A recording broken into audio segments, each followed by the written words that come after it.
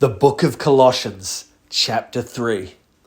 If then you have been raised with Christ, seek the things that are above, where Christ is seated at the right hand of God. Set your minds on things that are above, not on things that are on the earth, for you have died and your life is hidden with Christ in God.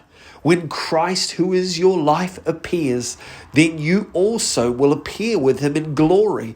Put to death, therefore, that which is earthly: sexual immorality, impurity, passion, evil desire, and covetousness, which is idolatry.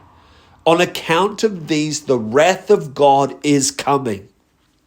In these you too once walked, when you were living in them, but now you must put them all away: anger, wrath, malice, slander, and obscene talk from your mouth.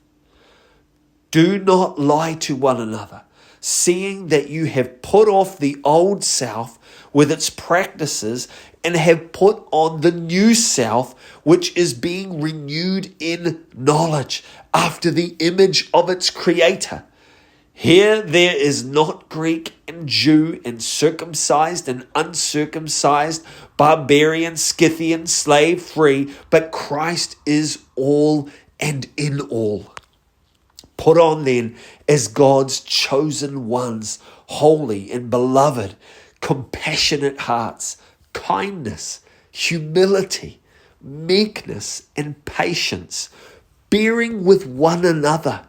And if one has a complaint against another, forgiving each other, as the Lord has forgiven you, so you also must forgive. And above all, put on love, which binds everything together in perfect harmony.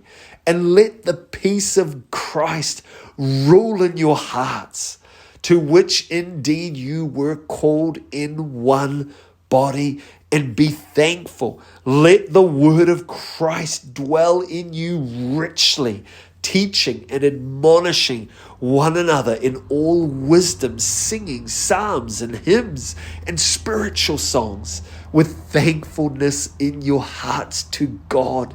And whatever you do in word or deed, do everything in the name of the Lord Jesus, giving thanks to God the Father through him.